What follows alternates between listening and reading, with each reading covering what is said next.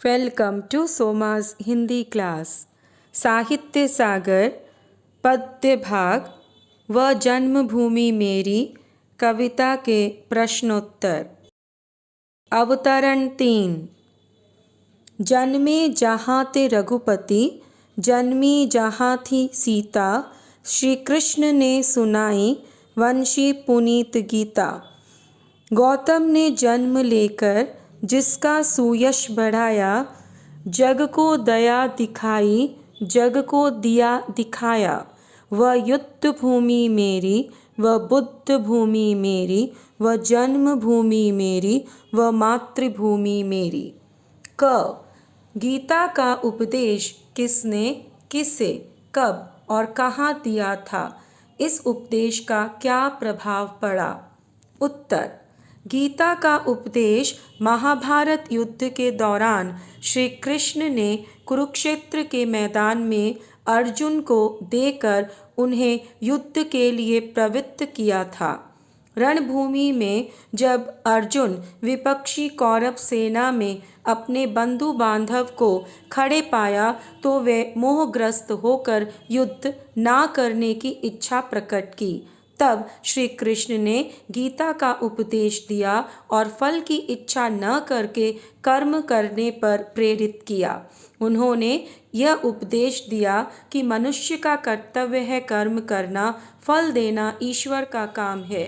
इस उपदेश का यह प्रभाव पड़ा कि अर्जुन का मोह भंग हुआ और वे युद्ध करने के लिए तैयार हो गए।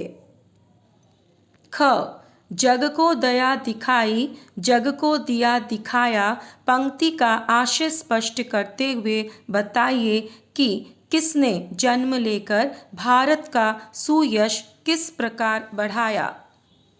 उत्तर।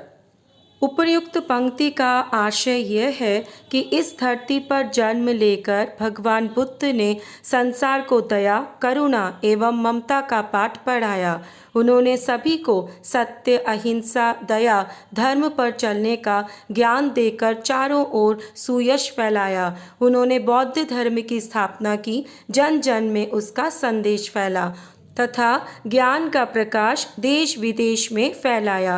एक राजकुमार से एक भिक्षुक बनकर सांसारिक मोह का त्याग कर प्रेम और दया को अपनाकर समस्त संसार में एक उदाहरण स्थापित कर लोगों को प्रेरित किया।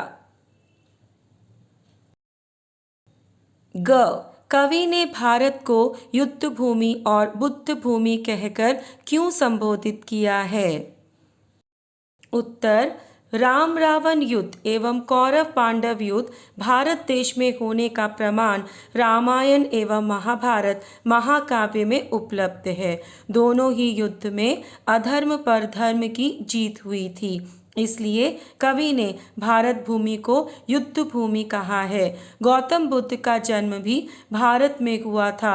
उन्होंने राजसी सुखों का त्याग कर सत्य, दया, धर्म के मार्ग पर चलकर लोगों को प्रेम, दया, अहिंसा, त्याग आदि करने पर बल दिया। बौद्ध धर्म की स्थापना कर संसार को सुख शांति का वातावरण दिया। भारत में बौद्ध गया भगवान बुद्ध का तीर्थ स्थल है, इसलिए कवि ने भारत भूमि को बुद्ध भूमि कहकर संबोधित किया है। घ उपर्युक्त पंक्तियों द्वारा कवि ने क्या संदेश दिया है? उत्तर। उपर्युक्त पंक्तियों में कवि ने यह संदेश दिया है कि भारत देश पर प्रकृति की असीम कृपा है।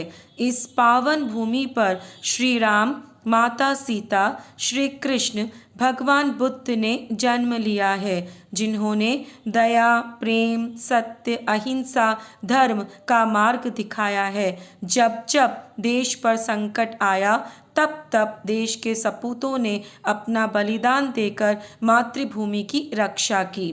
भारत में जन्मे महापुरुषों ने अधर्म पर धर्म की, असत्य पर सत्य की, हिंसा पर अहिंसा की स्थापना की। इसलिए भारत के प्रत्येक नागरिक का यह कर्तव्य है कि देश से प्रेम करे और देश की रक्षा के लिए मर मिटे। अगर वीडियो ज्ञानवर्धक लगे तो वीडियो को लाइक और चैनल को सब्सक्राइब करें। धन्यवाद।